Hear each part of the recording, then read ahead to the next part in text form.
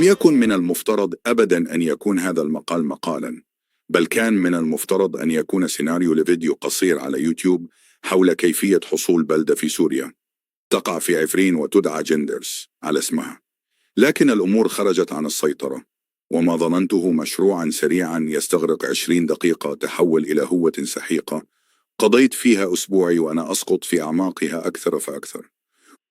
وبينما كنت أغوص في أعماق تاريخ جنديرس، لم أكتشف فحسب دزينة من القصص المتنافسة حول أصول اسمها، بل تعلمت أيضا أن لجنديرس تاريخا مختلفا وأكثر قسوة بكثير من معظم البلدات الأخرى في عفرين، وسيتضح هذا قريبا.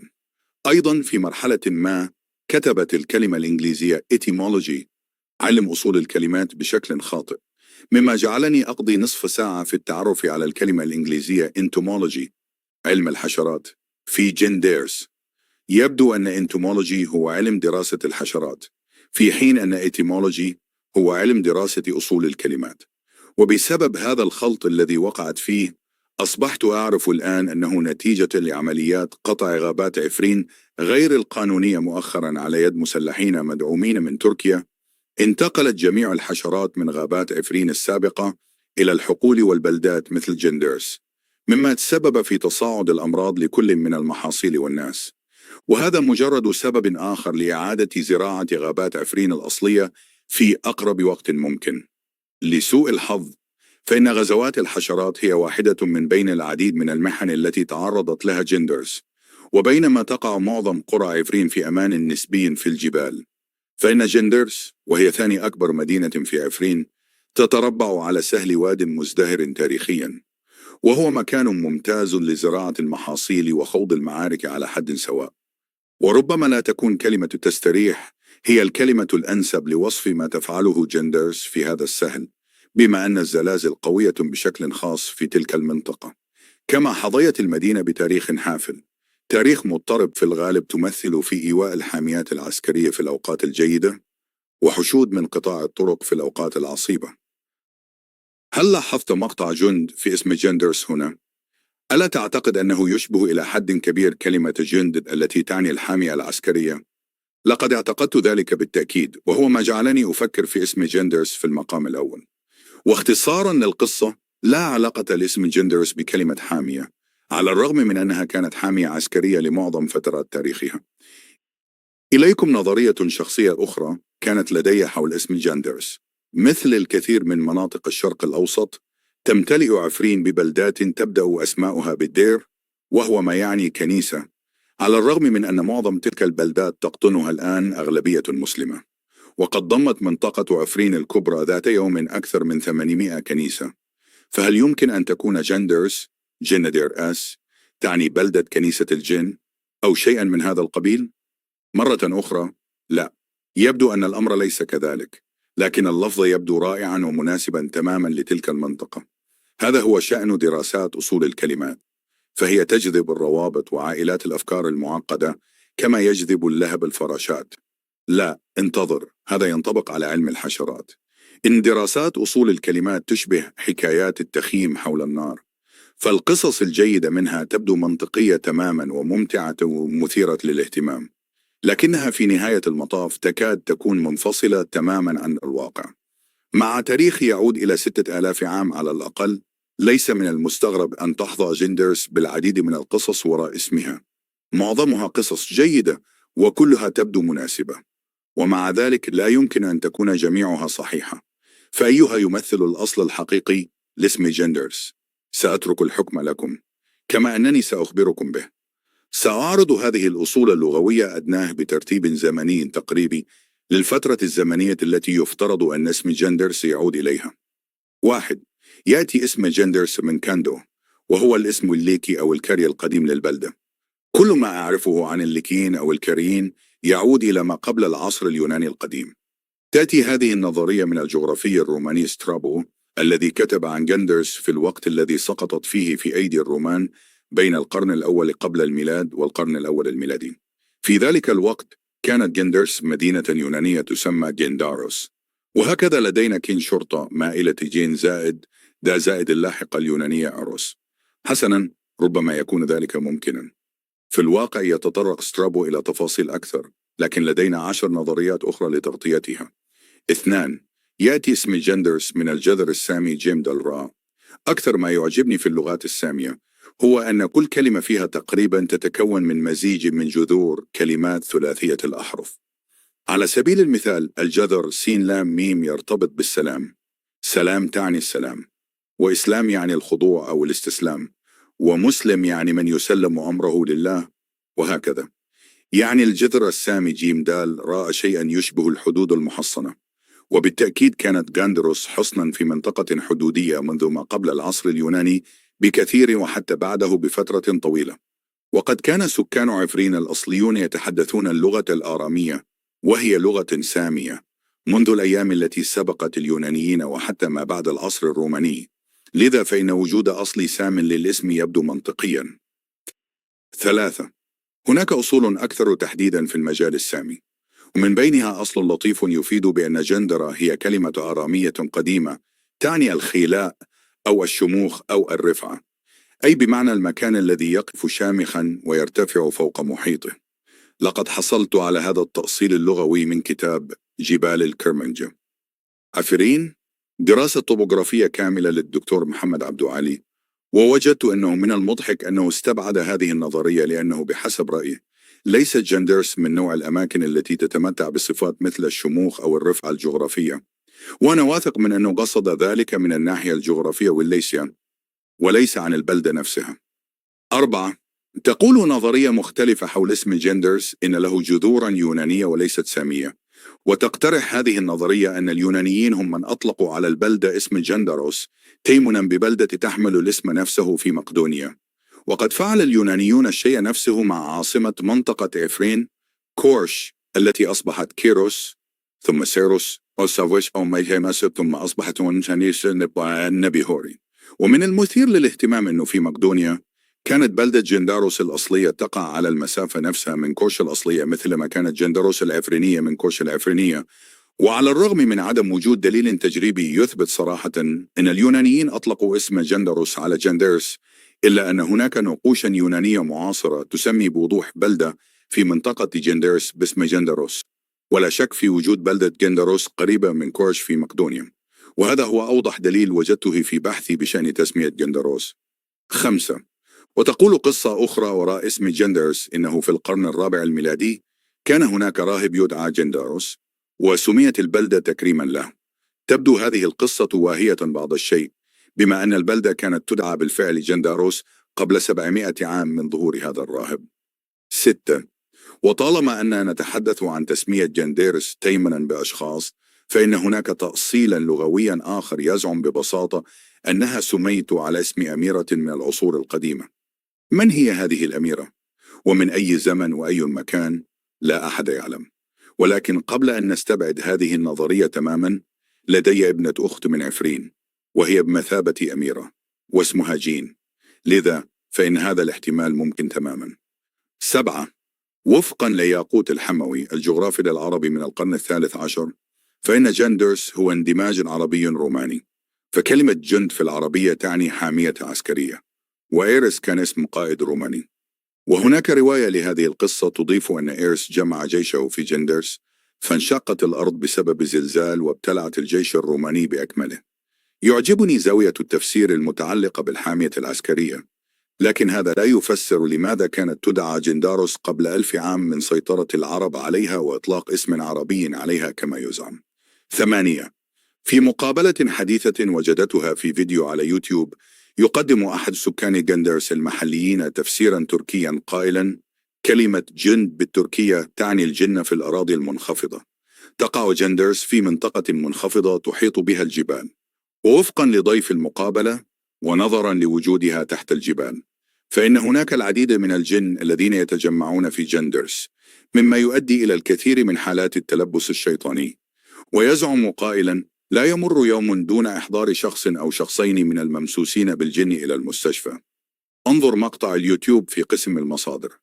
وعلى أولئك منكم الذين يتسرعون في استبعاد حديث هذا الرجل عن الجن ونقل المرضى إلى المستشفيات أن يضعوا في اعتبارهم أنه بفضل بعض أبحاث علم الحشرات، فإننا نعلم أن أسرابا من الحشرات قد هبطت مؤخرا على جندرس من الجبال وتسببت في مرض الناس. فهل يمكن أن تكون هناك علاقة؟ 9. والآن نأتي إلى الأصول اللغوية الكردية. فوفقا للمؤرخ الشفوي المحلي خليل إبراهيم البالغ من العمر 76 عاما، فإن عبارة جيه ديرسو تعني مكان الفناء أو الخراب، وهذا يتناسب بالتأكيد مع تاريخ البلدة وكل معاركها وزلازلها. ومن ناحية أخرى، لماذا أطلق عليها اليونانيون اسم جندروس وهم شعب جاء قبل ظهور اللغة الكردية في المنطقة؟ وهنا تأخذ الأمور منعطفا مثيرا للاهتمام. ماذا لو لم تكن اللغة اليونانية قد جاءت إلى عفرين قبل اللغة الكردية؟ في كتاب جبال الكرمنج عفرين دراسة طوبوغرافية كاملة، يطرح الدكتور محمد عبد علي فكرة أنه لمجرد عدم وجود نقوش كردية قديمة في عفرين، فإن هذا لا يعني أن الناس لم يكونوا يتحدثون الكردية هناك. لم تكن الكردية قط لغة مكتوبة في عفرين، لذا فإن الآثار الوحيدة للغة الكردية من العصور القديمة ستكون أسماء بلدات عفرين. وإذا كان الأمر كذلك، فمن المحتمل أن يكون جيه ديرسين هو الاسم القديم للبلدة. وقبل استبعاد هذه النظرية تماما، فكر في الأمر على النحو التالي: حتى يومنا هذا والآن وفي هذه اللحظة بالذات، لا يكتب في عفرين باللغة الكردية إلا نادرا، أو لا يكتب بها شيء على الإطلاق، على الرغم من أن عفرين كانت ذات غالبية كردية بالكامل تقريبا لعدة قرون وحتى يومنا هذا. واللغة الأم للأكراد هناك هي الكردية في المقام الأول. إن الدليل الوحيد على وجود الأكراد في المنطقة اليوم هو الأسماء الكردية للبلدات، فلا توجد نقوش كردية أو لافتات أو حتى أغلفة حلوى مكتوبة بالكردية في عفرين اليوم، على الرغم من أنها اللغة التي ستسمع الناس يتحدثون بها إذا ذهبت إلى هناك. 10. الأصل اللغوي الذي يقترحه الدكتور محمد عبد علي نفسه هو أن جان زائد دريس تعني خراب أو حطام الروح. ووفقا للدكتور عبد علي، فإن هذا هو التفسير الذي يذكره السكان المحليون لأصل اسم بلدتهم جندرز. والقصة وراء هذا الاسم هي أن ملكا شريرا قديما فرض على كل منزل حمل حمولة محددة من التراب إلى تلة ترابية ضخمة في البلدة، وقد أنهك هذا العمل الطويل والشاق الناس. وهناك نكتة متداولة في جندرز حيث يشيرون إلى عائلات مختلفة لم تنتهي بعد من حمل حصتها من دلاء التراب إلى التل. إنها نظرية رائعة، ولكن هناك مشكلة فيها. فبالفعل يوجد تل ترابي ضخم في جندرز، لكن هذا التل لم يكن ليبنى بأمر من ملك شرير قديم. فالتل ليس تلا طبيعيا على الإطلاق من الناحية التقنية، بل يطلق عليه اسم تل أثري، المصطلح الإنجليزي تل. والتلال الأثرية ليست معالم طبيعية تشكلت في تضاريس الأرض مثل التلال العادية، إذ تتشكل هذه التلال من آلاف السنين من الحضارات المتعاقبة التي تبني فوق بعضها البعض، وهي تتكون في الغالب من التراب، لأن ذلك كان المكون الأساسي للأبنية القديمة. ومع ذلك هناك أنواع أخرى من المواد في هذه التلال. وفي حالة تل جندرز هناك الفخار القديم المعتاد وطبقات من الرماد الناتجة عن المرات المتعددة التي دمرت فيها جندرز. ولكن في عمق هذه الطبقات أيضا يمكن للمرء أن يجد أشياء أكثر قتامة، مثل العديد من قبور الأطفال. ربما تكون للقصة القديمة عن ملك شرير يجبر السكان الأصليين على جلب التراب إلى التل جذور أكثر قتامة، جذور ترقى فعلا لاسم حطام الروح. 11. هناك المزيد من التفسيرات لأصل الاسم من سكان جنديرس الأصليين. وتماشيا مع نهج الدكتور عبد علي، أود أن أمنح السكان المحليين فرصة للإدلاء بدلوهم حول أصل اسم بلدتهم.